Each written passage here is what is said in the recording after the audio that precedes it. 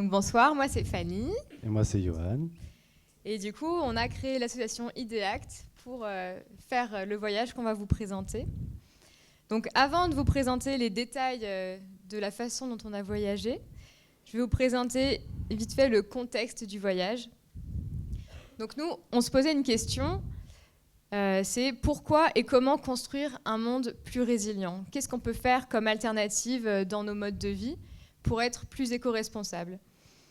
Et du coup, on s'est dit que les écolieux, c'était des bons endroits à visiter en fait, pour obtenir des réponses à ces questions-là. Donc on a décidé de partir faire un tour du monde des écolieux.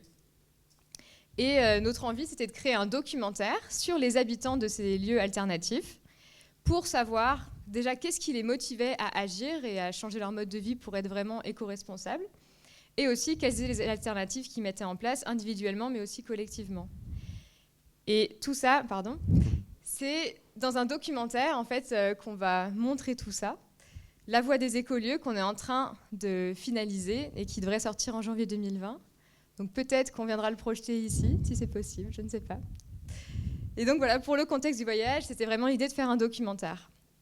Et comme notre documentaire se basait sur les alternatives de vie, on s'est dit, la meilleure chose à faire en fait, c'est de faire ce voyage d'une manière alternative. C'est pour ça qu'on a décidé de voyager autrement que d'une manière purement touristique. Merci. Du coup, avant de commencer, donc là c'était la partie un peu chiante. Là, on va commencer la partie un peu rigolote. Et en fait, j'aimerais juste savoir, dans la salle, votre niveau de fatigue. Donc là, le niveau de fatigue, il n'y a pas de fatigue, il y a beaucoup de fatigue. Juste pour voir le niveau de la salle, si vous pouvez... Donc à peu près tout le monde est fatigué. Très bien. Ouais, là ça va. Et votre bonne humeur, pareil. Là vous avez pas, vous êtes vraiment pas de bonne humeur. Là vous êtes de très bonne humeur. Là je dirais, ok. Donc il y a quand même, ok. Donc ça va, on va passer une bonne soirée. Donc voyager autrement, en fait, on va notre intérêt pour nous, c'est de vous faire voyager avec nous. On n'a pas simplement envie de vous dire j'ai oublié de mettre le chronomètre. On n'a pas simplement envie de vous parler de notre voyage, on a envie de vous transporter avec nous. Et pour ça, en fait, on va avoir besoin de vous.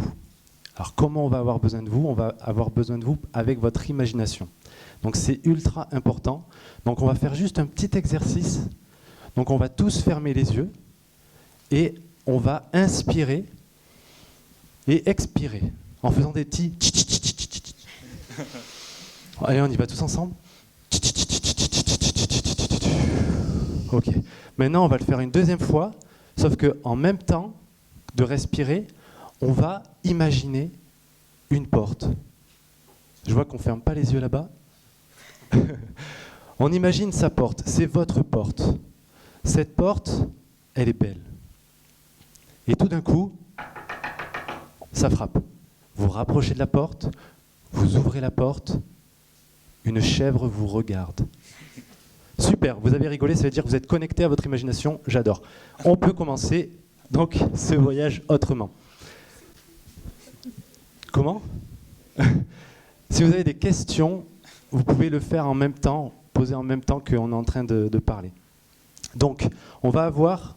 Donc, j'ai une question. Qui a déjà voyagé plus de 2 jours en sac à dos ? Ok. Gardez les mains levées. Qui avait plus de 5 kilos dans son sac ?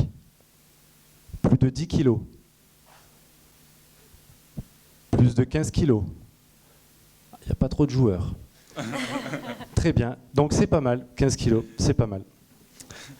La deuxième question, qui n'est pas vraiment une question, c'est une demande, une requête. On a besoin de 2 volontaires, ultra motivés pour venir avec nous, s'il vous plaît. Une fille et un garçon de préférence. Ça ne sera pas long. Qui est chaud, ultra motivé. On a un garçon, il nous faut une fille. Yes, on l'a là-bas. On peut les applaudir, merci. Ça ? Comment tu t'appelles ? Mathis. Audrey. Audrey, très bien. Alors, ce soir, pour les prochaines minutes, on n'aura pas Mathis ni Audrey, mais on aura Johan et Fanny. Et comme on est en voyage, Johan va porter mon sac. C'est une expérience qu'on est en train de faire, c'est la première fois qu'on le fait. Voilà. Super, ouais. Vous pouvez accrocher la ceinture, ça va durer 30 minutes. Je plaisante. Donc, notre voyage, c'était ça. Tu peux te mettre à côté d'elle aussi, si tu veux. Notre voyage, donc, c'était ça. On est parti de France, on est allé en Irlande, puis en Écosse, puis au Canada, puis aux États-Unis, puis au Pérou, en Bolivie, au Chili. On est parti en Nouvelle-Zélande, en Australie, en Inde, et on est revenu par la Suède. Et après, depuis la Suède, on a fait tous les pays jusqu'à la France. On a même fait le Luxembourg. Et donc, on a fait 8 mois de voyage. On a fait 15 864 km en stop. On a fait 18 pays et on a rencontré 323 personnes. Parmi ces 323 personnes, il y avait des personnes qui nous ont pris en stop et des personnes qui nous ont hébergés chez elles. Donc, maintenant, on va commencer nos choix de voyage. Le premier choix de voyage, c'était le stop. Il y a 3 choix de voyage qu'on a pris. C'était le stop, le minimalisme et le sans argent. Parmi le stop, on va vous, et c'est pour ça que vous êtes là, on va essayer de vous emmener avec nous pour vous faire vivre notre stop. Donc on a 3 anecdotes. Et Johan et Fanny vont interpréter ces petites scénettes. Donc, on n'invente rien, tout est écrit. Donc, très bien. Vous êtes prêts? C'est pas très... Très bien. Alors, du coup, on met dans le contexte. Donc là, pareil, on ferme les yeux et on se connecte à notre imagination. C'est super important. On arrive, on décolle, on reste sur sa chaise, mais on décolle dans notre tête. On décolle et on traverse la Manche, merci, et on arrive en Irlande. En Irlande, on arrive plus précisément à Dublin. Depuis Dublin, Johan et Fanny commencent à faire du stop. Yes, très bien. Ils sont pris en stop et ils arrivent jusqu'à Irlande du Nord. Jusqu'à l'Irlande du Nord, tranquillement, ils marchent, ils arrivent jusqu'à l'Irlande du Nord. En Irlande du Nord, ils vont plus précisément à Belfast, pour aller au port de Bangor. Parce que là-bas, on a en fait un rêve. Ce rêve, c'est de faire du bateau stop pour traverser la mer Celtique et rejoindre l'Écosse. Et donc, ils arrivent au port de Bangor. Le port de Bangor qui est de l'autre côté, du coup. Ils arrivent tout doucement. Ils sont super contents, on peut les voir, ils sont super contents. Mais, arrivés au port de Bangor, ils voient les bateaux amarrés, etc. Mais la grosse déception, énorme déception. Comment on joue la déception? Exactement, on était dans cet état. Des grilles empêchent tout inconnu de se diriger vers les bateaux. Johan et Fanny deviennent alors très tristes. Exactement. Comment faire pour aller demander aux marins s'ils prévoient de partir en Écosse? Qu'est-ce que vous auriez fait? Comment? Dans les bars. Pourquoi pas, aller chercher dans les bars. D'autres propositions? Qu'est-ce que vous auriez fait? Là-haut, il y a une proposition. Capitainerie, ouais. Ouais, on l'a fait. On est allé voir, on a demandé s'ils connaissaient des gens qui allaient en Écosse. Et ils nous ont dit non. Ils ont pris notre numéro pour nous dire oui, on vous contactera si jamais. Et ils nous ont jamais recontactés. Donc on a fait autre chose. Qu'est-ce qu'on a fait? Pardon? Ouais, si, ça. Ouais. Mais c'est la marina qui avait justement toutes ces grilles. Voilà. Du coup, on a décidé de rester devant les portes et d'interpeller toutes les personnes qui rentraient au port. Donc c'est tout le personnel, les marins, etc. Du coup, premier jour. Fanny et Johan demandent à tous les marins qui passent devant les grilles, mais personne ne va en Écosse. Ils rentrent, et le lendemain, deuxième jour, ils reviennent devant les grilles, ils demandent à tous les marins, et pareil, que des refus. Troisième jour, ils y croient, ils recommencent. Cette fois, la météo est trop mauvaise, il y a beaucoup de vent, donc personne ne prévoit de faire le trajet jusqu'à l'Écosse. 4e jour, ils commencent à regarder sur leur téléphone les horaires des ferries, au cas où ils ne trouveraient personne qui puisse les emmener d'ici la fin de la semaine. 5e jour, ils enchaînent encore les refus. La gardienne de la marina, donc la gardienne du port, vient les voir pour leur dire que ça ne sera pas possible. Ils doivent partir car de toute façon, les marins n'auront pas d'assurance pour les prendre sur leur bateau. Alors, qu'est-ce que vous auriez fait à notre place ?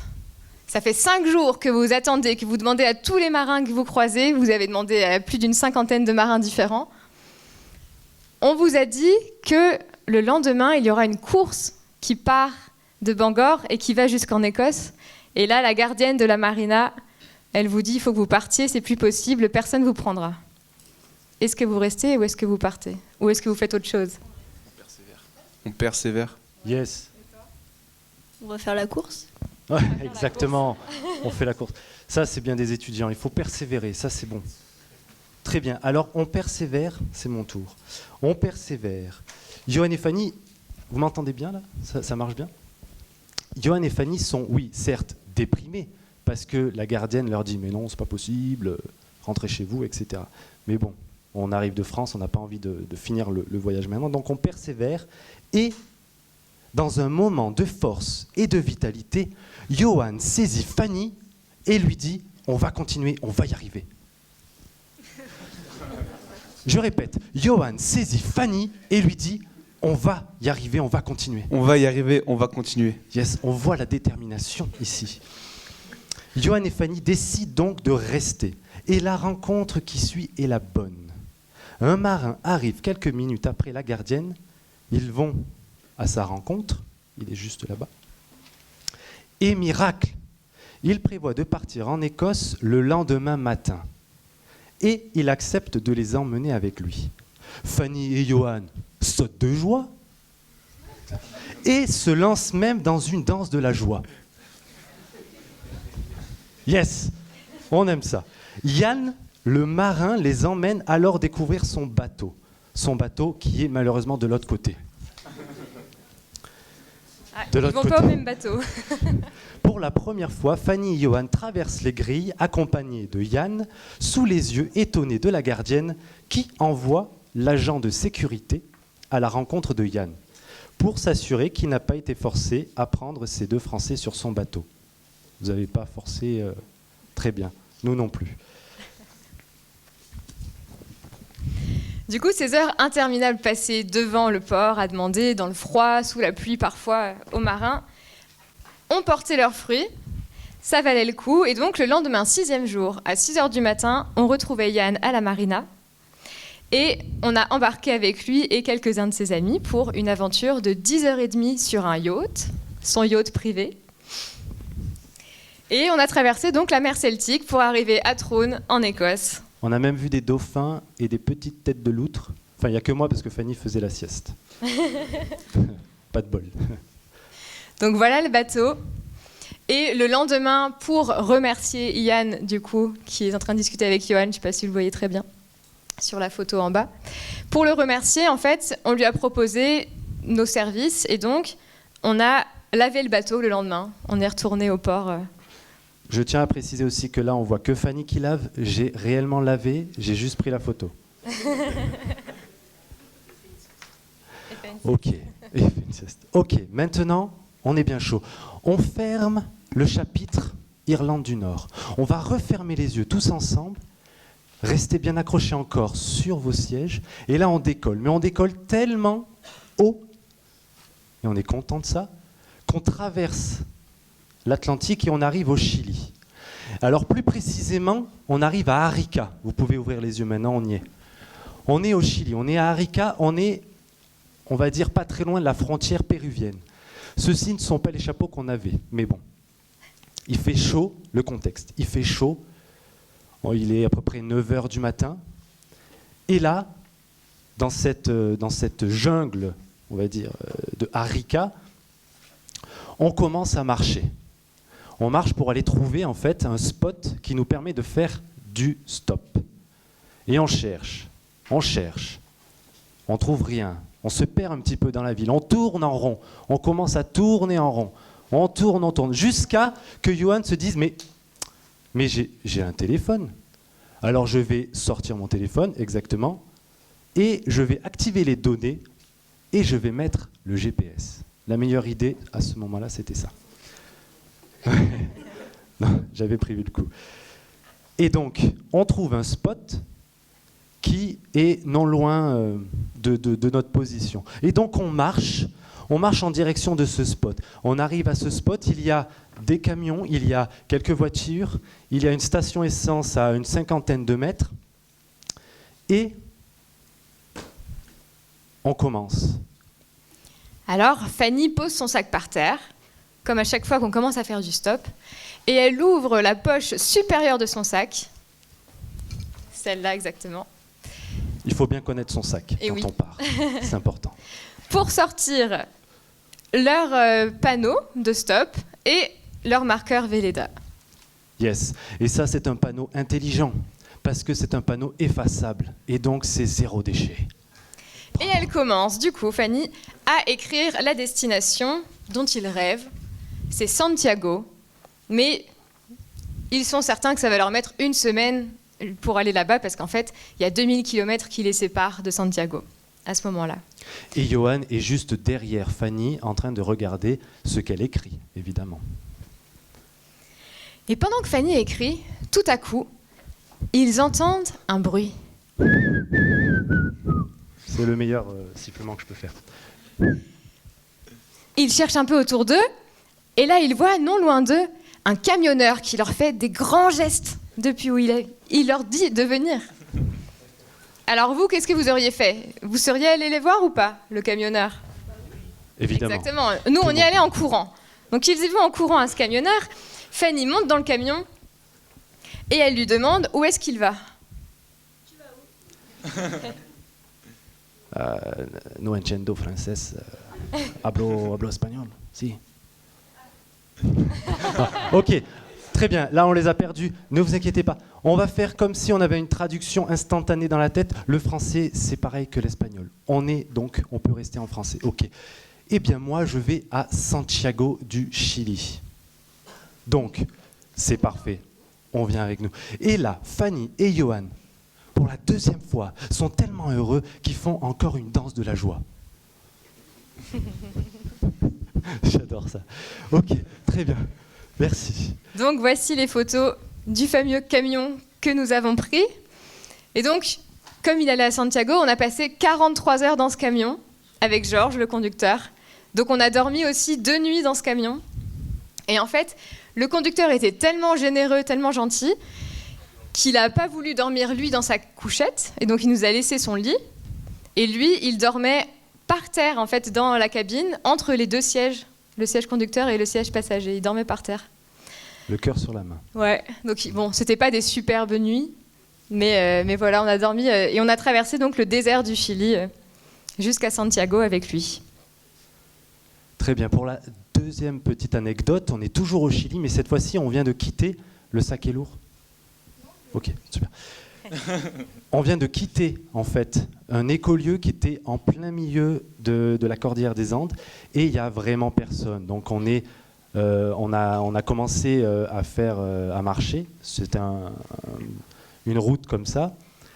Et là, par miracle, une voiture, enfin une camionnette plutôt, commence à passer. Du coup, on était avec un ami qu'on avait croisé, qu'on a rencontré dans l'écolieu, qui n'avait jamais fait de stop. Et on lui dit, c'est parfait, viens donc avec nous, on est 3, on fait du stop, et puis toi tu connais ton pays, nous on connaît le stop, on peut s'arranger. Et donc il dit oui, et donc il vient avec nous, et on commence à faire du stop à la seule en fait camionnette qui est sur cette route. Par chance, les personnes s'arrêtent et nous font monter à l'arrière, comme on voit là. Et là, nous, on est tellement fiers, c'est trop cool. Et du coup, on se dit, tiens, on va faire une photo. Alors là, ça ne se voit pas forcément, mais on a vraiment galéré pour faire cette photo.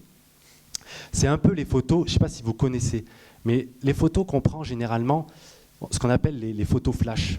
C'est-à-dire, par exemple, vous avez un super beau temps, mais il y a le soleil qui est de ce côté, et il y a quelque chose derrière qui est super beau, vous voulez le prendre comme ça, la photo. Sauf qu'en fait, le soleil, ça vous éblouit et tout ça, et du coup, vous comptez jusqu'à 3, et à 3, vous ouvrez les yeux et vous souriez comme ça. Vous connaissez cette photo, tout le monde le fait. Et bien là, c'est exactement ce qui s'est passé. Là, en fait, on n'avait pas le soleil, mais la poussière. C'était horrible. Et du coup, j'ai compté jusqu'à 3, et à 3, j'ai cliqué. Et ça a donné ce résultat. On était contents. Mais on a vraiment galéré. Ok, maintenant, on ferme le chapitre. C'est bientôt fini, ne vous inquiétez pas. On ferme le chapitre du Chili. Et on va repartir. C'est incroyable, ce soir, on ne fait que bouger. On va repartir, on va fermer les yeux tous ensemble. Et on va repartir. Cette fois-ci, on retourne en Europe, mais pas n'importe où, en Suède. En Suède, et il fait très froid en Suède. Alors on a atterri à Stockholm, bien sûr, et depuis Stockholm, donc il fait, le contexte, on va dire qu'il fait moins 3 degrés dehors, et avec un ressenti de moins 6 degrés, comme on peut le voir là. Alors on s'est fait prendre en stop un petit peu plus tôt le matin à Stockholm, et on arrive dans une place où il y a pas grand monde. Et donc on commence à faire du stop, et là, il y a Fanny qui a très froid, parce qu'il commence à neiger. Donc elle a très très froid. Et là, dans un soutien héroïque, Johan lui donne... Oui, voilà, exactement. Lui donne son écharpe. Et du coup, il fait froid. Du coup, il se met en tête de battre le record de pompes en 1 minute. Et il fait pas moins de 50 pompes en 1 minute. C'est incroyable. Non, je plaisante. Ne fais pas ça. Très bien. Dans la vraie vie, je ne l'ai vraiment pas fait, vous non plus. Donc, on est là. On est donc en train d'attendre, et une voiture passe devant nous. On la voit, elle part. Elle va jusqu'au bout de la rue, elle fait demi-tour, elle revient devant nous, elle repasse, elle fait demi-tour de l'autre côté, elle revient nous voir et elle s'arrête. Et là on se dit, ce mec est génial. Parce qu'il a fait tout un tour, ce mec est génial. On rentre et on rencontre Per. C'est un nom suédois, c'est lui, Per. Per, est-ce que c'est à mon tour ? Oui, c'est encore à moi, pardon. Per, donc, nous demande, mais c'est où que vous allez dormir aujourd'hui ? Et on lui dit, on ne sait pas encore. Parce qu'on fait du stop, c'est notre manière de voyager. Et on demande généralement aux gens qui nous prennent en stop s'ils peuvent nous héberger chez elles. Et Per nous dit, non, je ne peux pas. Mais en revanche, je peux peut-être appeler mon fils. Peut-être que lui, il a de la place. Alors, c'est ce qu'il fait. Il appelle son fils, donc dans la voiture. Imaginez vraiment le contexte. Nous sommes dans la voiture, il appelle son fils en haut-parleur. Et donc, nous sommes là. On ne comprend pas, c'est une conversation en suédois. On est là, il parle. On regarde son visage un petit peu et on se dit, on va essayer de décrypter ce qui se passe. Parce que là, tout se joue. Si jamais il nous dit non, on est peut-être dans la rue. Donc, on regarde. Il raccroche avec son fils et il nous dit que son fils accepte de nous prendre, mais qu'il n'a pas de place chez lui. Mais par contre, il a un local. Et s'il veut, il peut nous conduire jusqu'à lui, jusqu'à ce local. Du coup, qu'est-ce que vous faites ? Quelle est la décision que vous prenez à cet instant ? Il fait froid, oui. On est d'accord, on fait tous la même... on a tous la même réponse, on y va. Donc on dit oui. C'est ça. Et du coup, on dit oui. Donc, il nous amène à son fils. Et son fils nous accueille, grand sourire, et il nous explique que c'est un local partagé avec tous les copropriétaires. Alors bon, Fanny, elle s'imagine tout de suite qu'elle va finir dans une cave, allongée par terre et passer la nuit comme ça. Mais bon, il nous parle de son local, ok, on se dit, on va suivre et on va voir. Et on suit. Et en fait, il nous fait descendre les marches et aller au sous-sol. Alors, comment vous vous sentez à ce moment-là ? Vous suivez un inconnu qui vous emmène au sous-sol, vous ne savez pas où vous allez ? On est un peu anxieux. Et en fait, il ouvre la porte et là, on découvre le fameux local. Et en fait, c'est plutôt pas mal.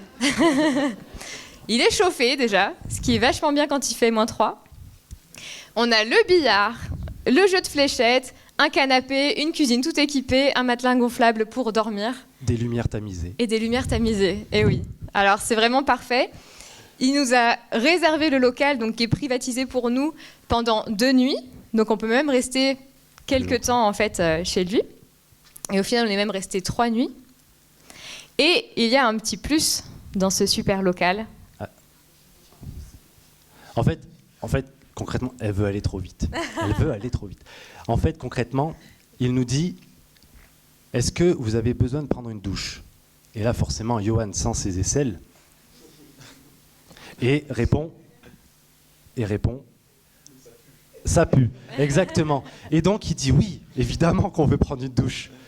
Surtout si on peut rester 2 jours, un minimum. Et donc, il nous emmène. On fait le tour, on sort dehors, on fait le tour de l'immeuble et on retourne à l'intérieur, on va au sous-sol, on traverse toutes les caves et on arrive à la buanderie.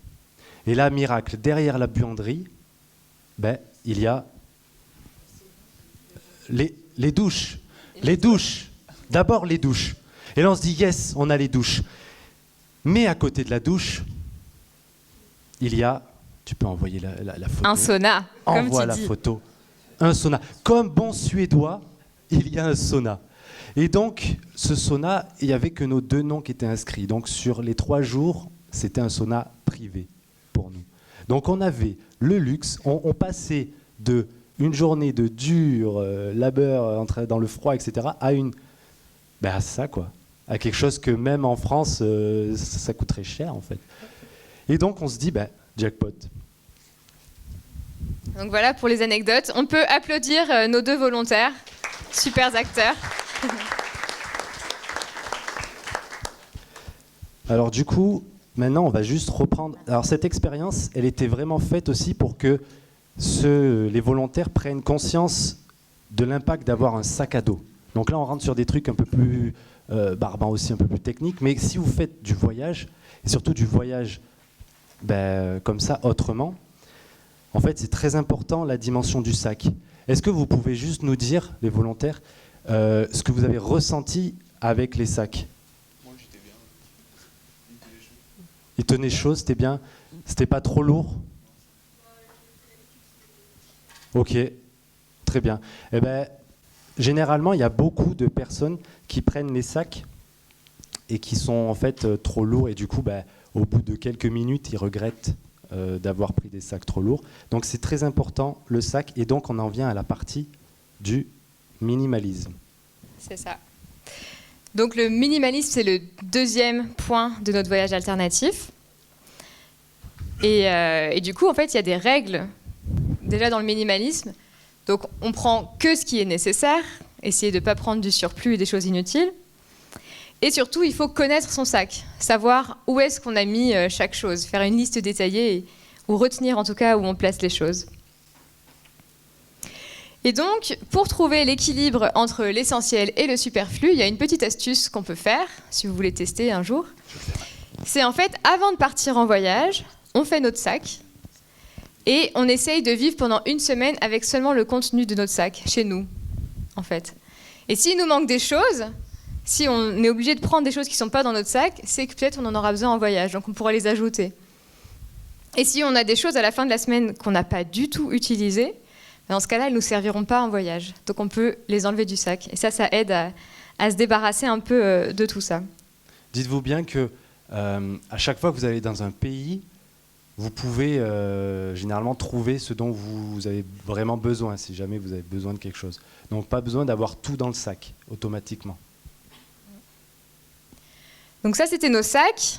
Donc Johan, il avait 10 kilos et moi, j'avais 9 kilos sur le dos pendant 8 mois. C'est à peu près le poids que vous portiez. C'est ça. Et ça nous a largement suffi. Et du coup, pour vous donner un aperçu de ce qu'il y avait dans nos sacs, c'est ça.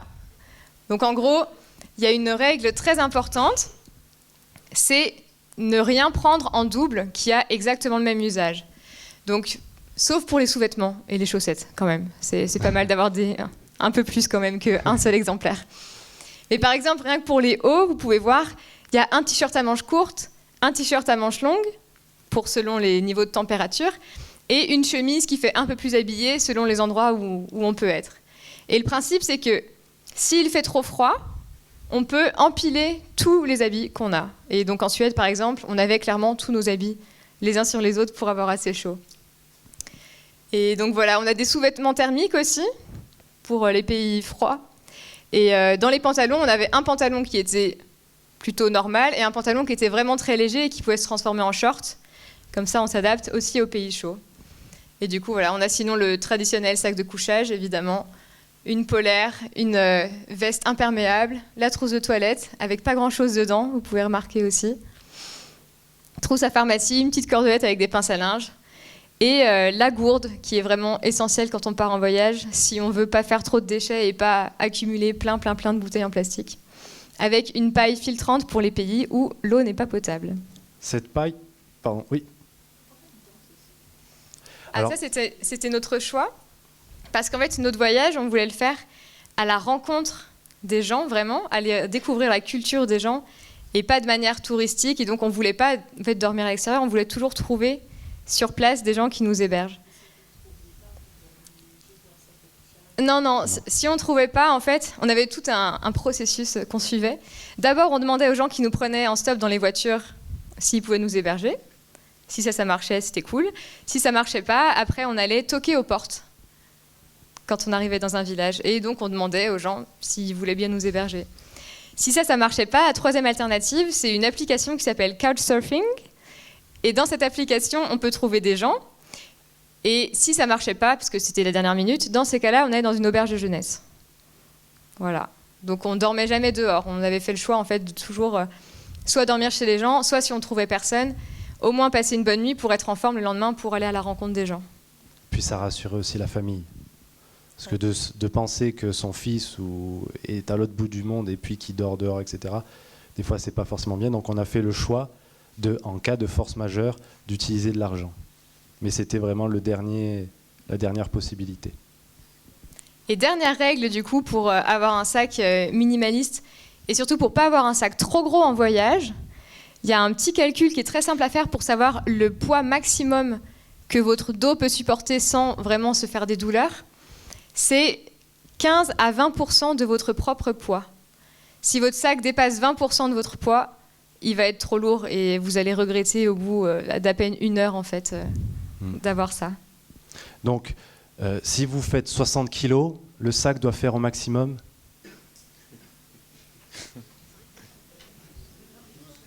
Exactement, on a une bonne réponse là-bas, 12 kilos.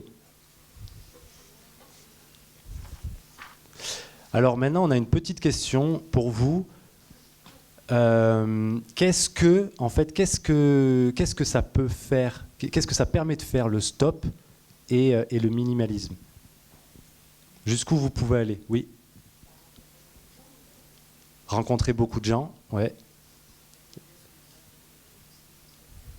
Réduire l'impact écologique, exact. Est-ce que vous voyez d'autres choses financièrement? Oui. Ouais, exactement. Ça, c'est très important. Ouais, aussi. Sortir de sa zone de confort. Est-ce qu'il y a d'autres idées? Il y a aussi le fait, en fait, la dimension qu'on va réellement rencontrer la culture. Que ça soit même dans notre propre pays ou dans un autre pays, le fait de faire du stop, vous êtes en contact avec une multitude de personnes différentes. Et donc ça va vous permettre de casser certains de vos préjugés. Alors, quand je dis ça, il faut faire attention, il ne faut pas prendre tous les risques. Vous êtes là aussi pour regarder, en fait, si vous pouvez avoir confiance ou pas. Donc il y a vraiment un équilibre à faire entre sortir de sa zone de confort, avoir confiance, faire confiance à l'inconnu, et aussi pouvoir analyser s'il y a danger ou pas danger. Parce que tout le monde n'est pas gentil, on peut dire. Mais voilà, nous on n'a eu aucun souci à se faire, et puis on a eu zéro tracas, zéro blabla. Et du coup, c'est très important, voilà. Et donc ça permet de rencontrer les personnes comme ça permet vraiment de se connecter de cœur à cœur. Et c'est ça qu'on va chercher dans le voyage, en fait, en stop. C'est vraiment de rencontrer les personnes, parce que généralement, on les rencontre qu'une seule fois. Et en fait, il y a quelque chose, une connexion qui se crée, et c'est vraiment magique. Parce que là, toutes les barrières tombent, que ce soit dans notre culture ou dans une autre culture, et on rencontre réellement les personnes. Et on comprend le contexte dans lequel elles vivent, ces personnes-là. Et nous, on peut emmener un petit peu de notre chez nous, et ça peut faire vraiment plaisir à d'autres personnes de rencontrer des voyageurs pour leur permettre de sortir de leur routine. Et donc notre troisième choix de voyage, c'est pour vraiment aller encore plus à la rencontre des gens et nous forcer vraiment à dépasser agrandir notre zone de confiance en fait et à dépasser nos limites. C'était de partir le plus possible sans argent. Donc sans argent, ça veut dire sans argent pour voyager sur les terres, donc c'est le stop, mais c'est aussi sans argent donc pour dormir, donc c'est dormir chez l'habitant, et sans argent pour trouver de la nourriture.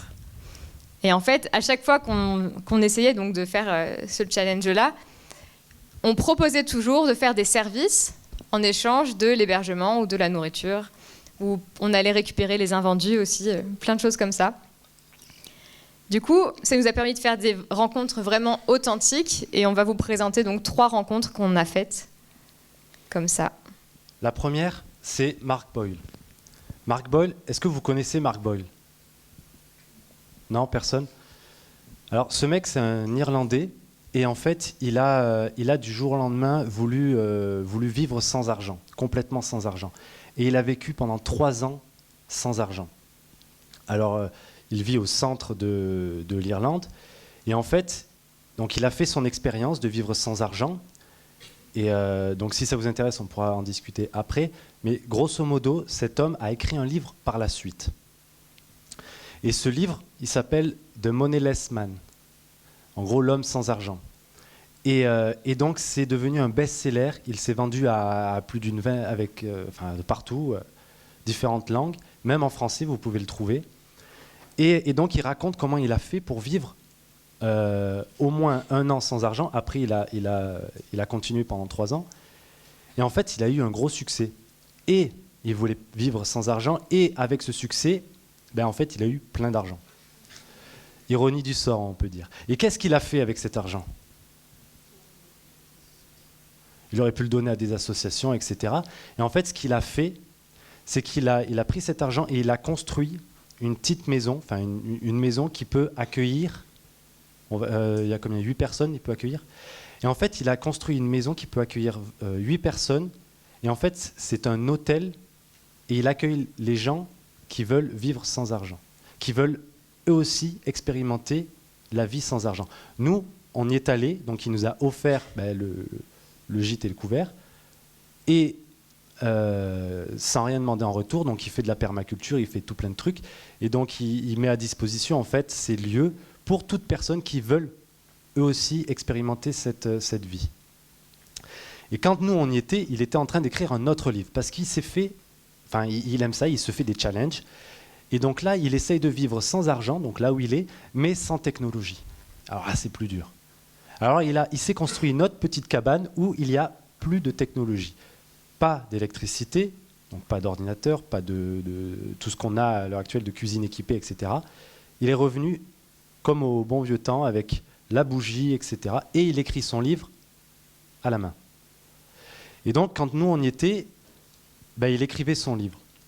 Et je voulais dire aussi que ce livre, en fait, il va raconter son histoire de comment vivre maintenant à l'heure d'aujourd'hui sans technologie et quels sont les bénéfices de ça.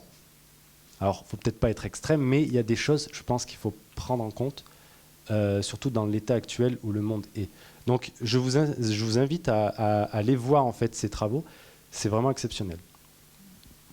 Et coïncidence plutôt cool, c'est que nous, donc pendant notre voyage, en fait, on faisait des vidéos de notre voyage, donc on avait notre matériel vidéo et tout.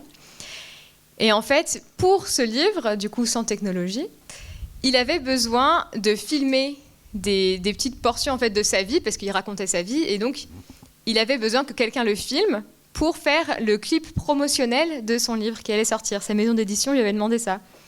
Et nous, on est arrivés pile à ce moment-là, donc la façon dont on l'a remercié, en fait, c'était en le filmant, plein de petites scénettes de sa vie quotidienne, et avec ces vidéos, et sa maison d'édition a fait le clip promotionnel. Donc c'était le petit échange sympa. Après, une deuxième rencontre qui était vraiment, vraiment hallucinante, c'était donc Rob Nash. Je ne sais pas si vous le connaissez. Personne ? Il est surtout connu au Canada et aux États-Unis. Nous, on l'a rencontré au Canada. Et en fait, c'est lui qui nous a amenés jusqu'à la frontière américaine, entre le Canada et les États-Unis. Et cet homme, il nous a partagé donc sa vie, et il a eu vraiment un vécu pas commun. En gros, quand il avait 18 ans à peu près, il a été renversé par une voiture. Et donc, il a eu un accident, et en fait, ça l'a blessé à la tête, et ça lui a fait perdre beaucoup de ses capacités motrices. Et donc, pendant 1 an, il s'est retrouvé alité, à pas pouvoir faire grand-chose. Et il est tombé vraiment gravement dans une dépression. Il a eu des pensées suicidaires pendant très longtemps. Et puis un jour, il a eu un peu une révélation parce que il s'est dit, il avait plein d'amis en fait qui ont eu des accidents. Il connaissait plein de gens qui avaient des membres de la famille qui avaient eu des accidents et qui étaient morts. Et lui, il est resté en vie.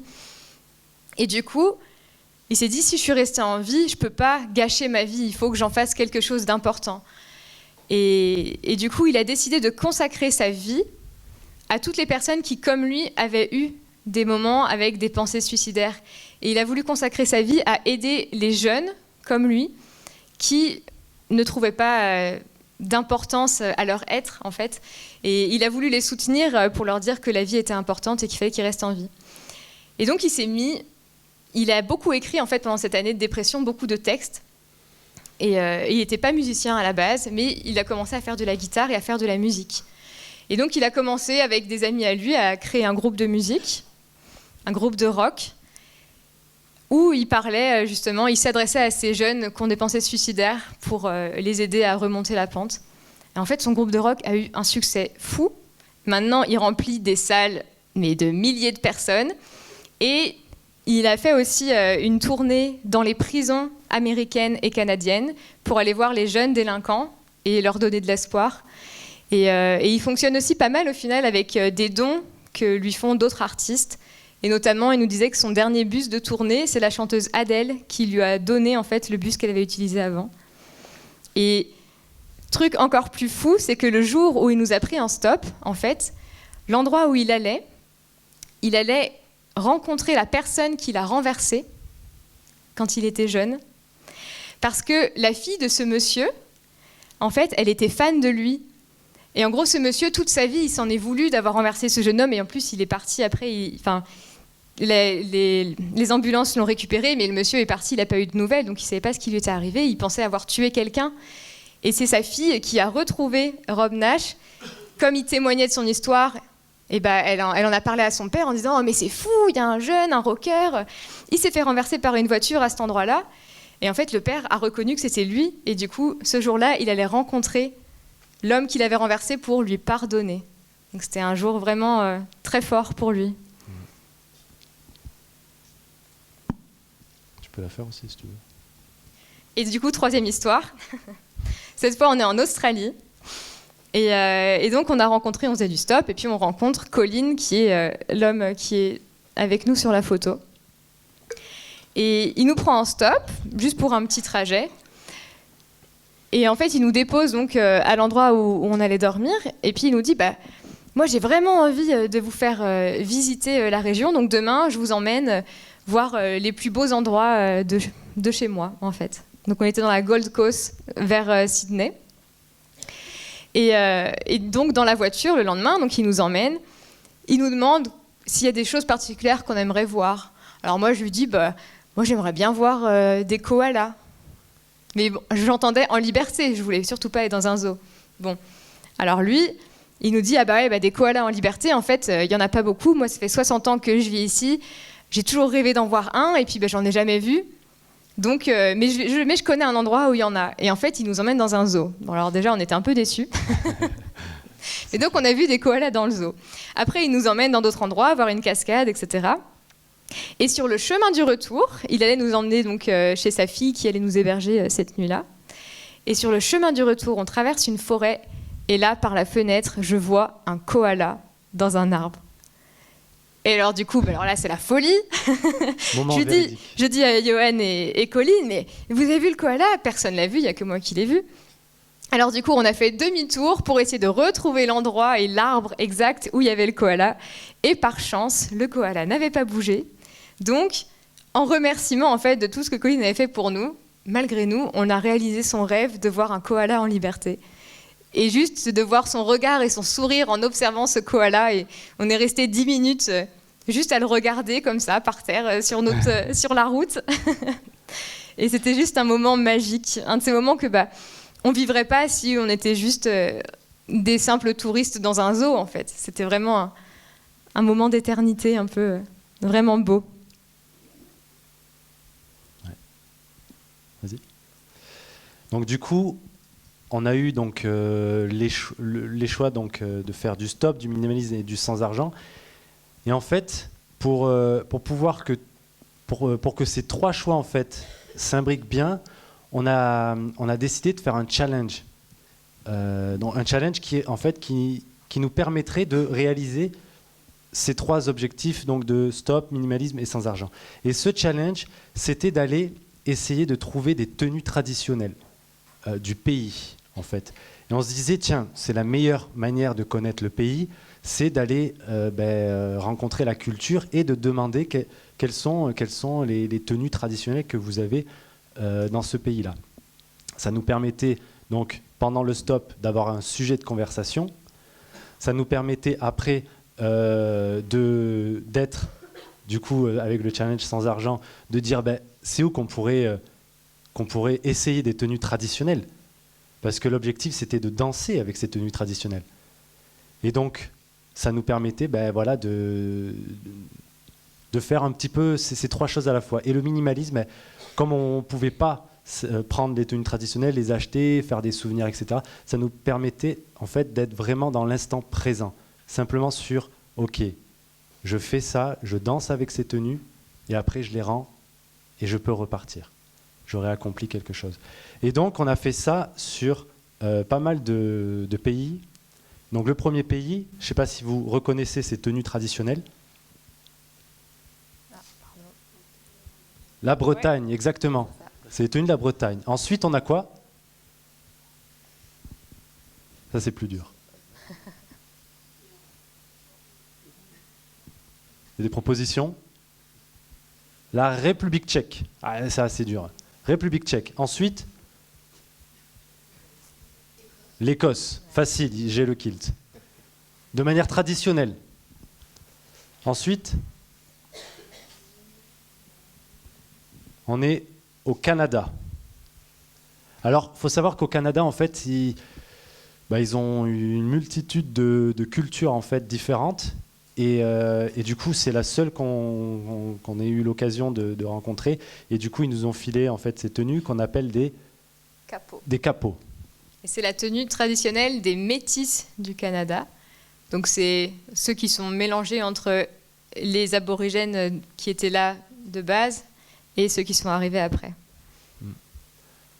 Ensuite, on avait, facile, les États-Unis. Yes. Ouais.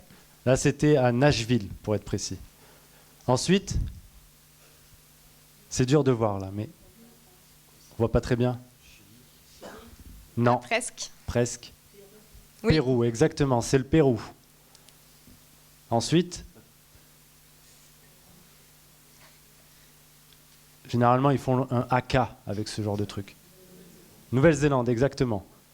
Et pour la fin, l'Inde. Classique, basique, c'était l'Inde. Exactement. Et donc, en fait, toutes ces photos, elles ont été faites parce qu'on a fait une danse avec ces tenues. Parce qu'on faisait en fait des petites capsules de vidéos pour montrer aux gens comment on voyageait. Et un peu, on voulait partager avec les gens nos voyages. Et donc, à la fin de chacune de nos vidéos, on danse avec ces tenues. Donc, Si vous avez envie d'aller voir nos vidéos, eh bien vous verrez ces tenues un peu mieux. Et du coup, voilà, donc là, on a les liens. On a une page Facebook, une chaîne YouTube, là, vous pourrez voir les vidéos. Donc, n'hésitez pas à y aller si vous êtes curieux de voir comment ça s'est passé. On met aussi des images sur la page Facebook des éco-villages en fait, qu'on a visités avec les alternatives qu'ils proposent. Et on a un site internet aussi qui regroupe tout ça aussi. Donc voilà. Est-ce que vous avez des questions sur notre voyage? Déjà, merci beaucoup de votre attention. Et puis ensuite, on va prendre les questions.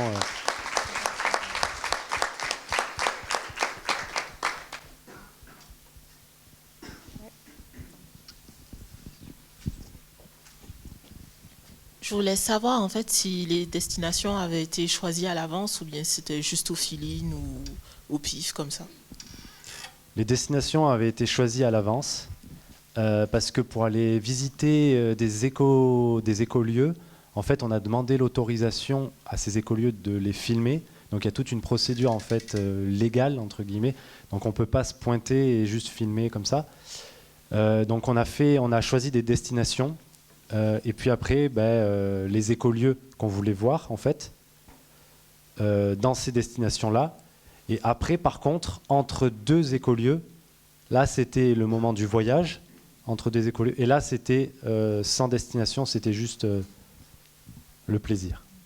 Ouais, on avait l'objectif de l'écolieu suivant, mais on n'avait pas une route toute tracée, ça dépendait des voitures qu'on rencontrait.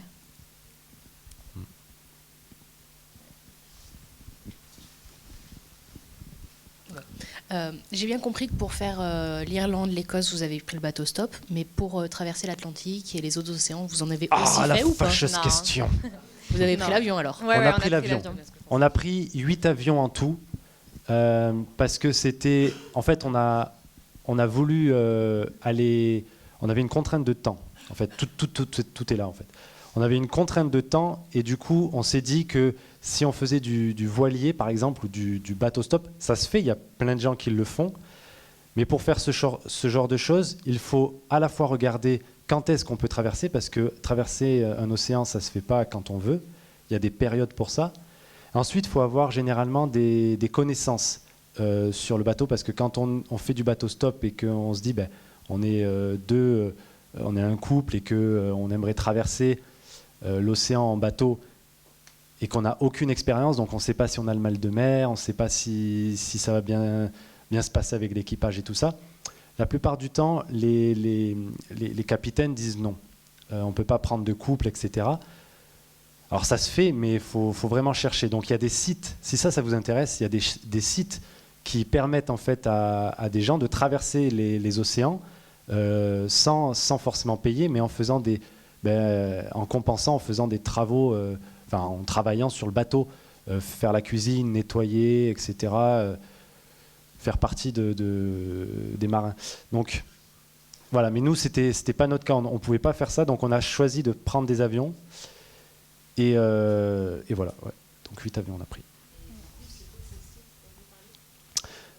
Ouais, alors je ne les ai pas en tête, mais si tu tapes sur ton moteur de recherche, qui n'est pas Google parce que c'est pas bien, eh bien tu verras, je pense, tu trouveras facilement, tu mets bateau stop pour traverser les océans, truc basique. Je pense que tu tomberas sur plein de sites qui proposent ça, à moindre coût ou gratuitement des fois. Ouais. Et après, on a une personne qui est venue nous voir une fois, qui nous a dit qu'il y a un endroit, je crois que c'est vers la Bretagne, je suis plus trop sûre. Non, je crois que c'est ça s'appelle l'île des Glénans, il me semble, et c'est un endroit où tu peux te former à la voile, au voilier en fait. Donc voilà, si jamais ça t'intéresse aussi. Non, pas gratuitement, en participation libre. Donc c'est avantageux pour ceux qui veulent apprendre les bases de la voile, de la navigation exactement. Ouais. Et du coup, on s'est aussi engagé, parce que nous aussi, ça nous chagrine cette histoire d'avion. Donc en fait, quand on a choisi nos destinations, on a aussi choisi des destinations qui étaient très lointaines par rapport à la France, qui n'étaient pas accessibles en fait autrement qu'en traversant l'océan. Donc c'est pour ça qu'on n'est pas beaucoup allé en Asie et pas beaucoup en Afrique, parce qu'on pourrait y aller en fait par les terres plus tard. Et on s'est dit voilà, on fait notre trajet en suivant ces destinations lointaines. Et en fait, on s'est engagé à ne plus prendre d'avion à l'avenir, Donc maintenant, la première fois qu'on voyagera, on voyagera plutôt dans les pays qui sont accessibles par la terre. Est-ce qu'il y a d'autres questions ? Déjà, merci de nous avoir raconté vos histoires, parce que c'était vraiment super, vraiment, vous racontez très bien, et puis c'est très enrichissant. Et c'était pour savoir, vous avez dit que vous utilisez l'argent que par nécessité, donc excepté l'avion, vous avez dépensé combien en tout ? Ouais. Alors, tu veux répondre ou je réponds ? Okay. Du coup, en fait, vu que le projet de départ, c'était de faire un documentaire, on a fait un crowdfunding, financement participatif, et pour justement voir s'il y avait des personnes qui étaient intéressées par un tel documentaire sur les éco-villages, les écolieux en général. Et donc du coup, avec ce financement participatif, on a eu 6 000 euros. 6 000 euros, c'était le prix pour nous aider à payer les billets d'avion et un petit peu du matériel audio et vidéo. Parce que ça coûte vite cher. Et donc on a compensé avec nos fonds propres, mais grosso modo, voilà, ça c'était pour la partie technique. Ensuite, dans le voyage, on a dû faire le tour du monde en 2 000 euros, grand maximum, ouais, à peu près, chacun, j'entends. Non, en tout, pardon, en tout. Oui, parce que ça fait en tout, ça faisait 8 000 et quelques, voilà. Parce que selon les pays, en fait, ça marchait plus ou moins, le sans-argent. Ça marchait bien dans les pays plutôt développés, comme on dit, enfin, les pays plutôt de l'hémisphère nord. Quand on est arrivé, par exemple, dans les pays du Pérou et de la Bolivie, là, ça a été compliqué. Rien que de faire du stop, en fait, on n'a pas très bien réussi, parce qu'ils n'ont pas forcément l'habitude, en fait, là-bas. Donc là-bas, il y a beaucoup de taxis ou de transports en commun. Mais le stop, quand on a essayé de faire du stop, en fait, il y a des gens qui soit sont venus en nous indiquant, ils sont arrêtés, et puis au lieu de nous dire venez avec nous, ils nous indiquaient où étaient les arrêts de bus. Et notre niveau d'espagnol n'était pas super top non plus pour clarifier les trucs. Où il y a même un moment un homme qui a voulu nous tendre de l'argent pour qu'on se paye le bus. Il avait vraiment pas compris C'était ce qu'on assez voulait. cocasse comme. Donc on a fini par prendre des transports en commun là-bas, par exemple. Et un pays qui ça peut être étonnant pour certains, où ça a été très difficile de trouver l'hébergement. Le stop, ça allait, même si c'était un peu plus long que dans les autres pays, c'est les États-Unis. Les États-Unis, on a voyagé, je crois, 2 semaines, du coup, dans les États-Unis, plutôt dans la partie est, mais un peu centrale, pas sur la côte. Et en fait, on n'a réussi qu'une seule nuit à trouver un Américain qui nous a hébergés chez lui. Et en fait, toutes les autres fois, on n'avait que des refus, en fait. Les Américains, voilà, qui nous ouvraient, ils étaient très contents, ils trouvaient notre projet super quand on en parlait. Mais après, quand il fallait nous héberger, tout d'un coup, dans leur grande maison, il n'y avait pas assez de place, mais on devait aller chez le voisin qui aurait peut-être de la place. Et en fait, on a vraiment galéré comme ça. Donc, on a fait du couchsurfing, mais aussi on a été obligé à certains moments là-bas de payer pour l'hébergement parce que c'était vraiment difficile. On a été hébergé aussi par des camionneurs aux États-Unis. Et en fait, c'était des personnes qui n'étaient pas du pays. En fait, il y avait un Irlandais et une Canadienne. Donc, il y a des gens qui nous ont pris en stop, mais ne venaient pas des États-Unis. Et donc voilà. Et la personne qui nous a hébergés, c'était un pasteur. Donc, on se dit bon, encore heureux que lui, il nous ouvre quand même sa porte parce que c'est un peu aussi l'idée de son travail, quoi, entre guillemets. Donc du coup voilà, ça c'était pour les États-Unis. Ouais. Alors oui, petite précision, aux États-Unis, prenez pas ça de manière générale. Nous on vous raconte ce qu'on a traversé. Ça se trouve vous allez aux États-Unis, vous essayez la même chose ailleurs que là où on a fait, ça marchera très bien. Donc prenez pas ça comme manière générale. C'est vraiment la partie qu'on a faite qui était très conservatrice au final, cette partie.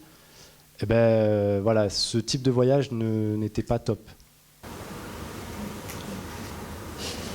Oui. Pour tout ce qui est administratif, par exemple aux États-Unis, il faut certains papiers pour pouvoir séjourner. Ouais. Du coup, vous faites tout en amont ou... Ouais, alors là, en fait, on n'a pas eu trop de soucis. Aux États-Unis et au Canada, et il me semble en Australie aussi, il fallait, vu qu'on restait moins d'1 mois à chaque fois dans chaque pays, en fait, il fallait juste remplir un truc sur Internet 2 semaines avant notre arrivée. Et après, à la frontière, en fait, ils nous font un tampon sur le passeport. Et pour tous les autres pays, vu qu'on restait moins d'un mois aussi, c'était juste un tampon et il n'y avait rien besoin d'autre, en fait. En général, quand tu voyages moins de 3 mois dans un pays, tu n'as pas trop de formalités administratives pour entrer. En tout cas, quand on est de nationalité française. Après, selon les nationalités, il n'y a pas les mêmes choses, mais quand on est français, ça va beaucoup mieux. Je voulais aussi savoir ce que vous en pensez à ce propos. Est-ce que ce n'est pas plus facile d'entreprendre ce genre de projet si on est blanc? Eh bien, ouais. Je suis persuadée que si. Je pense que c'est plus facile, ouais. Ouais, bah, ouais. Je suis sûre que si. On ne peut pas dire que la société n'est pas raciste chez beaucoup de personnes, en fait. Et surtout selon les pays. Aux États-Unis, on a galéré beaucoup. Et je suis sûre que si on n'avait pas été blanc, ça aurait pu être beaucoup, beaucoup plus difficile. Après, je pense aussi qu'il y a beaucoup d'exemples qui montrent des voyageurs, pas forcément blancs, mais qui voyagent. Notamment, je ne sais pas si vous connaissez Nuit culottée. Vous connaissez Nance de Nuit culottée? Ouais, c'est pas le blond, c'est l'autre du coup. Eh bien lui, il voulait justement tester ça, en France en tout cas. Et il est parti avec un ami arabe. Et du coup, ils ont fait du stop, de l'hébergement, etc. Et ils n'ont eu aucun souci aussi. Alors ça ne veut pas prouver que, bien entendu, mais je pense que en fait, ça dépend. Et je pense qu'on ne peut pas dire que c'est tout blanc ou tout noir. Il y a des difficultés, par exemple aux États-Unis. Là, vous n'allez peut-être pas le croire, mais la partie qu'on a traversée, nous, on nous a mis en garde. Enfin, surtout moi, on m'a mis en garde parce que c'était pendant l'été et j'avais bronzé. Et on m'a mis en garde en me disant « Fais attention, tu pourrais subir le racisme. » Parce que les gens là-bas pourraient considérer que tu as du sang noir dans tes gènes. Donc, je veux dire, quand on parle des États-Unis, moi, je n'imaginais pas du tout ça. Et donc, on m'a fait rêver les États-Unis. Tu arrives là-bas. Bon, déjà, quand on m'a dit ça, je me suis regardé avec Fanny. On s'est dit, non, mais ils sont sérieux. Et du coup de me mettre dans la peau, en fait, là-bas, de me mettre dans la peau, de me dire que je pourrais subir le racisme dans cette partie, eh ben, en fait, ça m'a fait prendre conscience en fait, des réelles difficultés. Et qu'on te dit, c'est un pays développé, etc. En fait, le pays développé, c'est juste en surface. Parce que quand on regarde la racine, ben, en fait, il y a beaucoup de problèmes. Et j'aime pas trop les États-Unis, je vous l'ai dit ça. Voilà. Mais ce n'est pas une conférence politique. Mais donc voilà, c'est mon expérience en tout cas. Et j'ai été vraiment déçu en fait de ça. Et après, en fait, la composition du groupe en fait, qui fait du stop, elle joue vachement. Donc avec la couleur, je suis sûre qu'il y a un effet, même si on n'a pas pu comparer parce que du coup on était blanc et on n'avait pas d'amis qui faisaient la même chose et qui étaient d'une autre couleur. Mais on sait qu'il y a des gens qui nous ont dit que par exemple ils nous avaient pris parce qu'on était un couple, parce qu'on était un homme et une femme.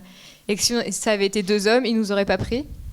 Ou même si ça avait été 2 femmes, il y a plusieurs hommes qui nous ont dit que si ça avait été 2 femmes, ils ne nous auraient pas prises parce qu'ils auraient eu peur qu'il y ait des fausses allégations d'harcèlement sexuel ou de choses comme ça.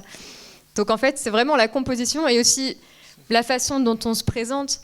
Nous, on se présentait toujours avec le sourire. Et ça aide beaucoup en fait de sourire et aussi d'essayer d'être plutôt propre sur soi, d'avoir des habits plutôt propres. Voilà, ça aide beaucoup en fait. Donc il y a beaucoup de facteurs qui jouent et l'apparence physique joue énormément selon les personnes en fait qu'on va rencontrer. Ouais, hélas. Est-ce que c'était un choix de ne pas montrer les Pour ce soir? Là, ce soir Ouais, oui, c'est parce que en fait, la thématique c'était voyager autrement. Alors on s'est dit qu'on allait axer sur vraiment le voyage. Ouais. Mais si tu as des questions pour en savoir plus, on peut répondre. C'est plutôt pour savoir votre procédure pour les trouver et y accéder. Ok. Ouais. Y a 2 sites internet pour les trouver qu'on a utilisés. Donc le premier c'est le GEN, G-E-N, c'est Global Eco-Village Network. Et dans ce site internet, en fait, il y a plus de 20 000 éco-villages qui sont recensés à travers le monde, donc ça fait vraiment beaucoup. Et il faut se dire aussi qu'il y en a autant, voire peut-être plus, qui ne sont pas recensés, mais qui existent pourtant. Donc c'est juste pour vous donner en fait la grandeur, c'est pas quelques éco-villages par-ci par-là, il y en a vraiment, vraiment beaucoup. Et le deuxième site, c'est le FIC, FIC, Fellowship of Intentional Communities.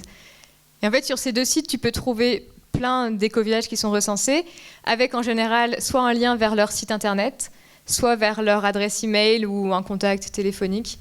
Donc nous, ce qu'on a fait, en fait, c'est qu'on les a contactés par mail en avance, en leur présentant notre projet, leur demandant s'ils étaient d'accord pour qu'on filme.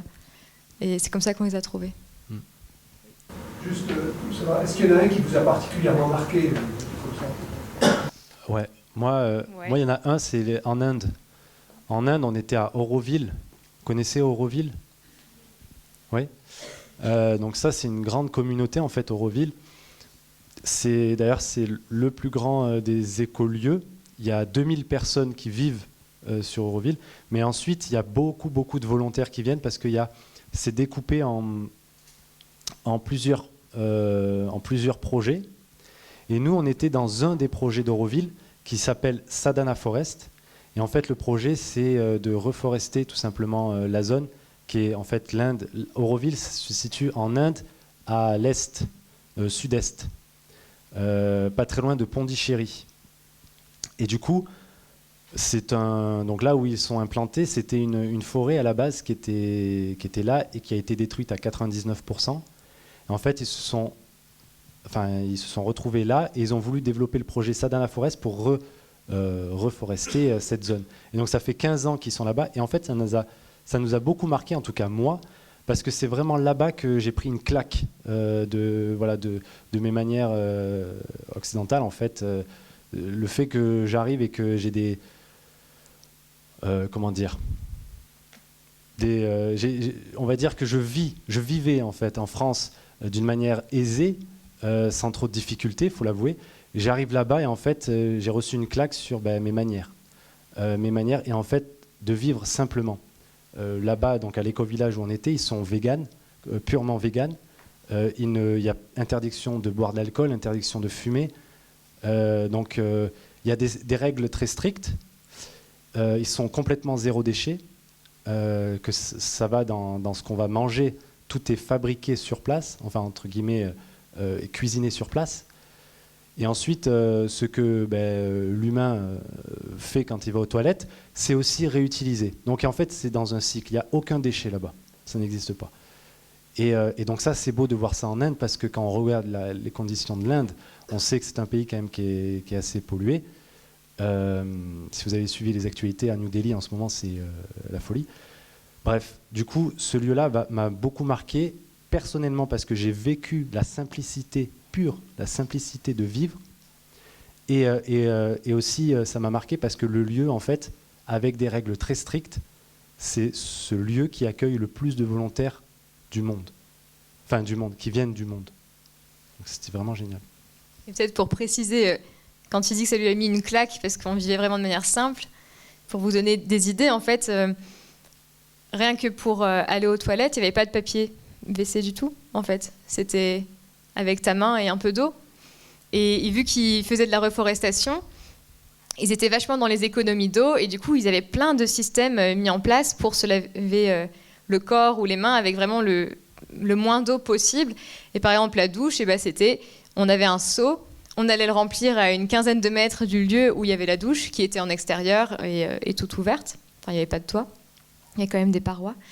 Et en fait, l'idée, c'était qu'il fallait calculer la quantité d'eau dont on va avoir besoin pour se doucher, parce qu'on allait remplir notre seau et le ramener.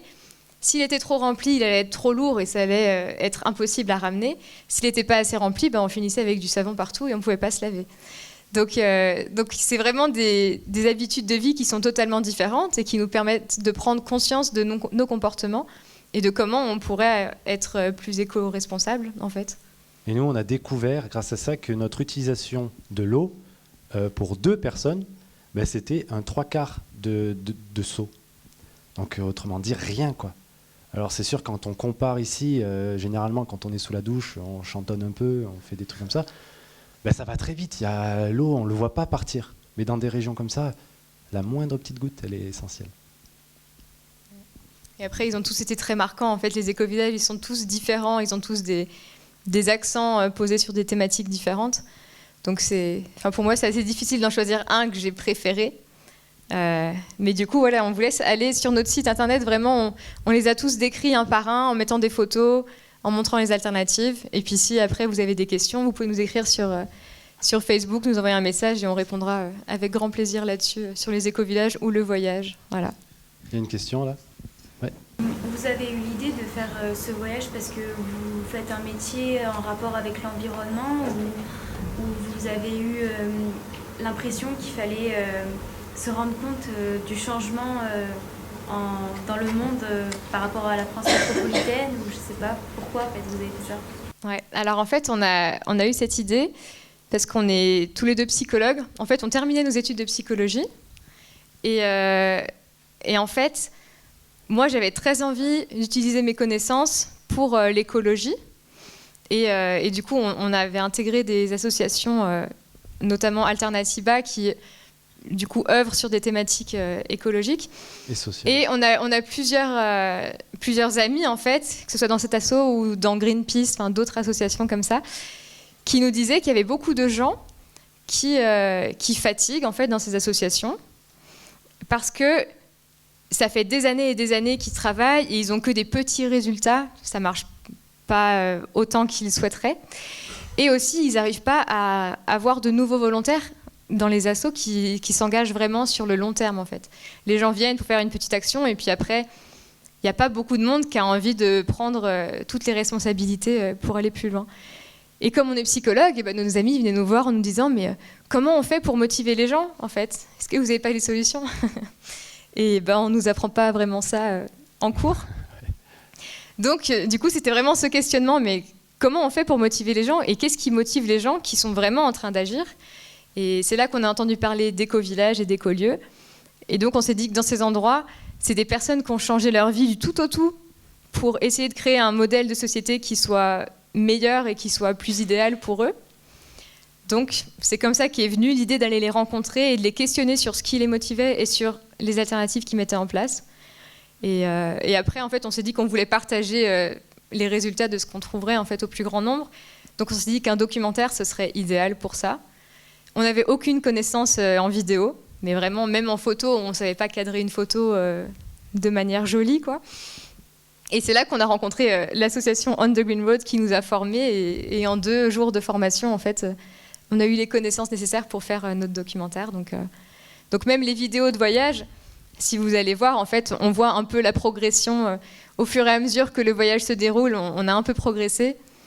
Et maintenant, on a presque fini un documentaire vidéo. Donc je pense qu'on a quand même bien travaillé. Mais voilà, à la base, on est psychologue.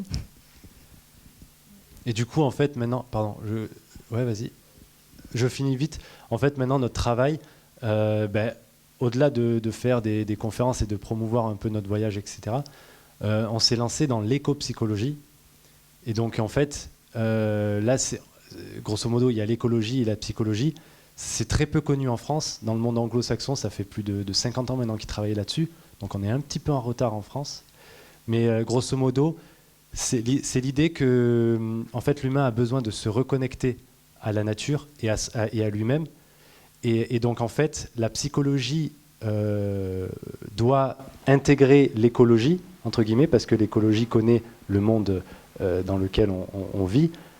Et d'un autre côté, l'écologie a besoin de la psychologie parce que elle prend pas en compte l'humain dans l'écologie. Et donc, du coup, en fait, il y a une fusion comme ça, et ça s'appelle l'éco-psychologie. Si ça vous intéresse, vous pouvez aussi aller voir sur notre site internet ou même taper sur votre moteur de recherche qui n'est pas Google, qui vous donnera toutes les infos sur l'éco-psychologie. Du coup, c'était un petit peu ça ma question, c'est qu'est-ce que vous avez fait après le voyage? Du coup, vous avez tiré ça. J'avais une autre question, c'est comment vous avez réussi à avoir le déclic de dire maintenant on part. Genre de dire on était en études de psycho, et là, ok, on part, on fait le tour du monde, et qu'est-ce qui vous a vraiment donné ce déclic-là? Eh bien, en fait, on raconte la c'est vraiment, ouais, c'est vraiment parti d'une blague à la base. Vraiment, l'idée de partir en tour du monde comme ça, c'est moi qui suis sur mon ordinateur sur le site de Pôle emploi en train de chercher quel emploi je vais pouvoir faire après mes études, parce que j'ai mon diplôme dans un mois. Et il n'y a rien d'intéressant, autre que être psychologue en entreprise. Bon, ça ne me passionne pas trop. Et du coup, à un moment de ras-le-bol, je dis à Johan, oh là là, ça me saoule, je vais partir en tour du monde, faire un voyage, et peut-être que je trouverai ce que je ferais en voyageant, en fait, qu'est-ce qui me plaît. Et lui, il me répond...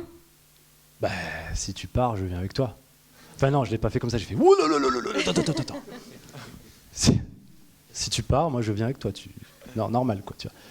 Donc c'était une blague au début. Ouais, j'allais finir aussi, j'étais en CDD sur Paris, dans une start-up, en tant que psychologue.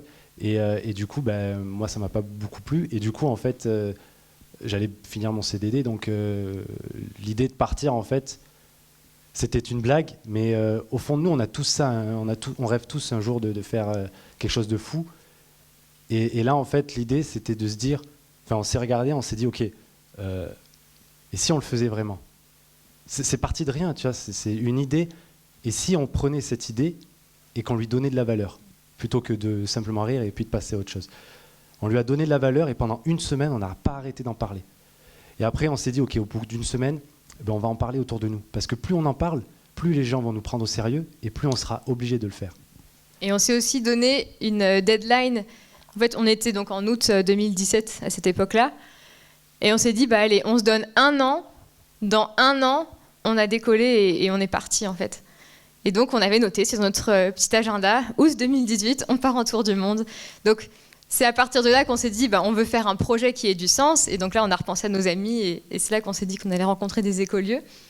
Mais voilà, on s'est vraiment dit, allez, si on se met une deadline, on sera obligé de partir. Et après, on a pris 1 an pour nous former en vidéo, pour chercher les écolieux et pour construire vraiment un peu mieux ce projet. On a aussi pris du temps pour apprendre à voyager de cette manière.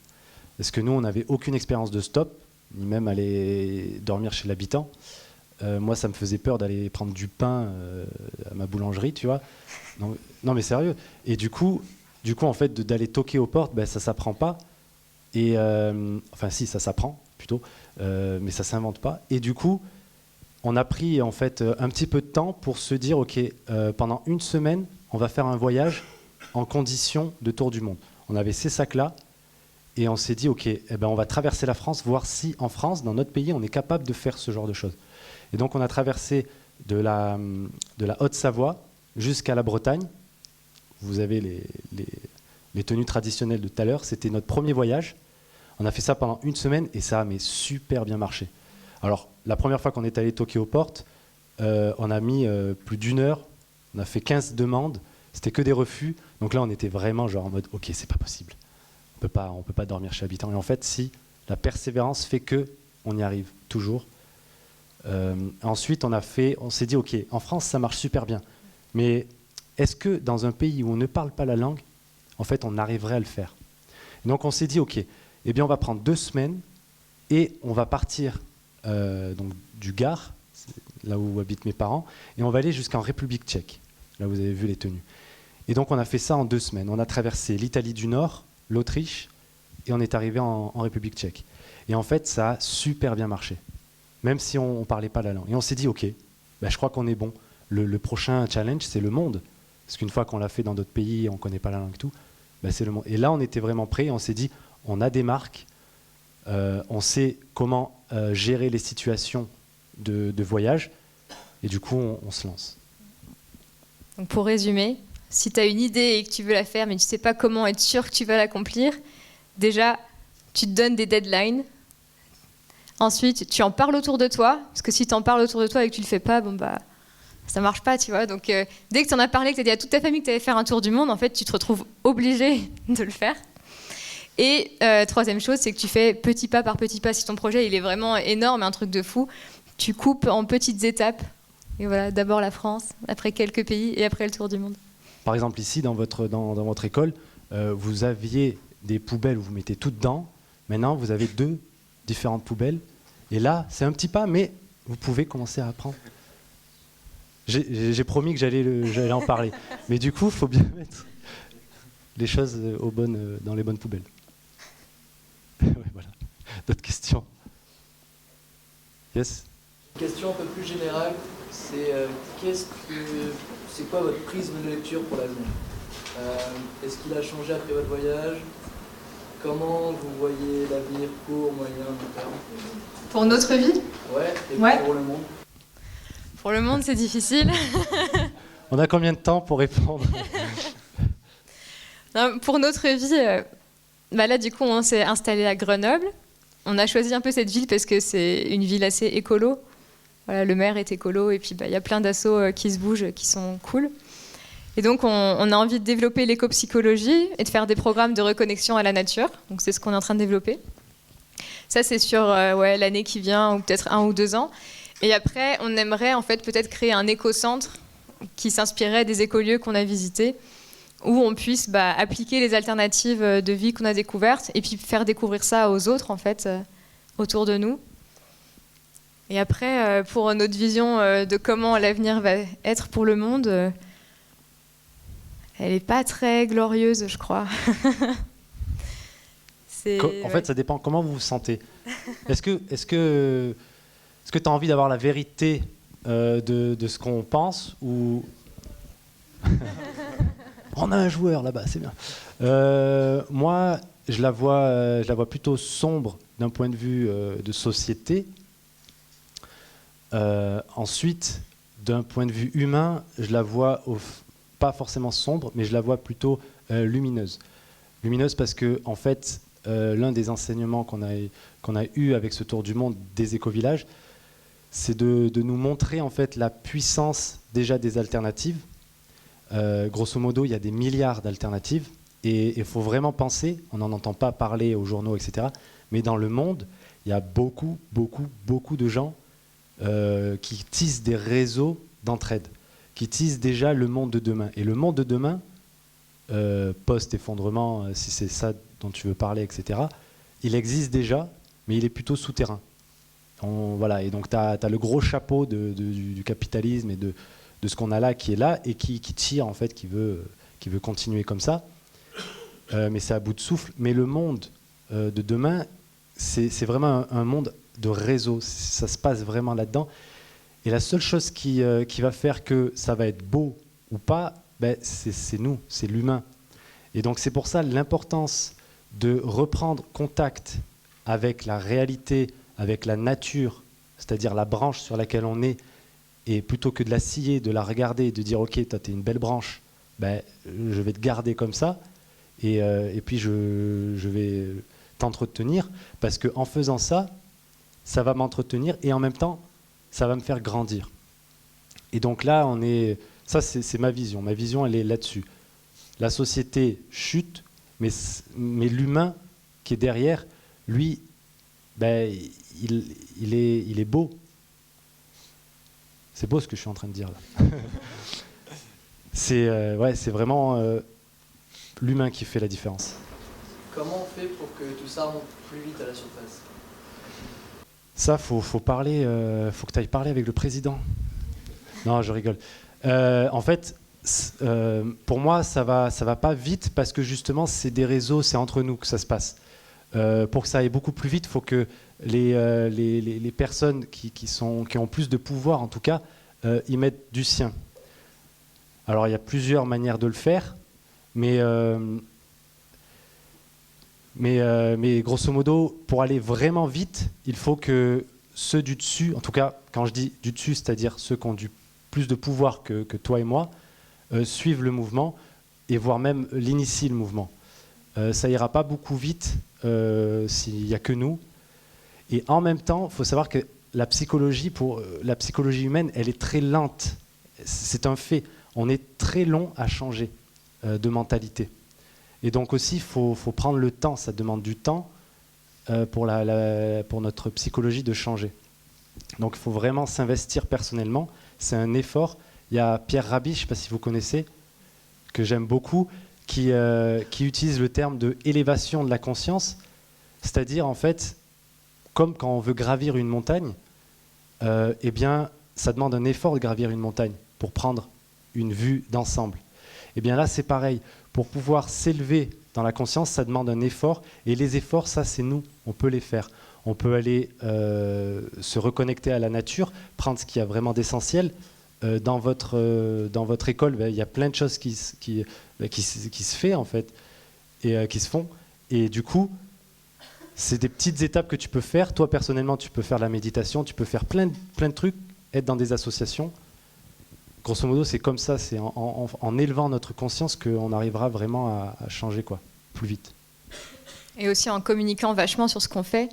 Il y a notamment un livre qui a été écrit par une néo-zélandaise, une psychologue, qui s'appelle « Psychologie pour un monde meilleur ». Alors, je ne sais pas s'il est traduit, mais j'avais trouvé une version téléchargeable sur Internet, qui donne des techniques de communication, en fait, des techniques de psychologie pour influencer aussi et les utiliser en version de l'écologie. Si jamais tu ne le trouves pas, ce livre, et qui t'intéresse, tu peux nous écrire et je peux t'envoyer la version que j'ai. Et en fait, par exemple, des techniques toutes bêtes, c'est que en fait, l'humain adapte ses comportements en fonction de la norme de l'endroit où il est. Donc si on change tous notre comportement, sauf 3 personnes dans cette pièce, elles vont finir par le changer comme nous, en fait. Et donc, il y a un phénomène qui est de si tu parles, par exemple, si tu fais du vélo, tu sais que le vélo, c'est mieux que la voiture pour les déplacements.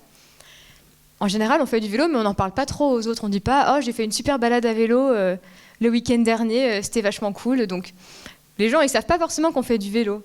Alors que des fois, il y a des gens, ils vont te dire « Oh, moi, j'ai pris ma bagnole, là, on allait se faire un week-end. » Et en fait, ils promeuvent la voiture comme ça, sans s'en rendre compte. Donc, on peut aussi conscientiser tous ces petits gestes. Et par exemple, ton casque de vélo, quand tu vas en cours, plutôt que de le cacher dans ton sac, tu peux le poser sur ta table. Et en fait, ça fait plein de petites amorces à des comportements écologiques comme ça, pour les gens qui sont inconscientes et qui, en fait, vont augmenter le pouvoir des mots après des messages de l'écologie, en fait, qui vont être entendus. Il y a plein de petits trucs comme ça qu'on peut faire, nous, personnellement. Donc moi, je pense qu'on a tous un pouvoir, en fait, de changer les gens autour de nous. On a une zone d'influence qui est vachement importante. Et en même temps, s'il y a que nous, petites personnes, qui faisons des trucs et que dans les niveaux institutionnels et des États, ça ne change pas, ça va être compliqué. On a besoin vraiment d'agir à tous les niveaux et donc à la fois de changer nous et aussi peut-être d'agir, faire des manifestations, des choses comme ça pour faire changer au niveau supérieur. Et ce qui est bien, c'est qu'on n'est pas tout seul, en fait, on est plein. Donc aussi se regrouper en collectif et si tu as envie de faire des choses, voilà, trouver des amis avec toi et intégrer des assos, des choses comme ça pour augmenter ton pouvoir d'action, c'est vachement cool.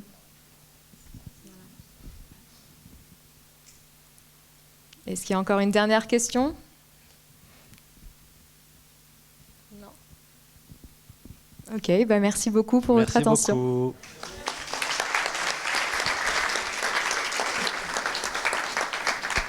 Merci beaucoup, Johan et Fanny. C'était vraiment très intéressant, très passionnant. Et j'espère que du coup, ça vous aura inspiré justement pour agir tous les jours localement à votre échelle. Et j'aimerais remercier aussi donc, vous tous d'avoir été aussi motivés à interagir avec Fanny et Johan. Et merci aussi à tout le personnel de s'être investi autant et d'avoir permis à cette conférence d'avoir lieu, notamment à Mireille Fourissier, qui a beaucoup travaillé pour que ce soit possible. Et voilà, je vous souhaite une bonne soirée à toutes et à tous. Et demain aussi, il y a la fresque du climat, donc pensez à vous inscrire. Bon après-midi.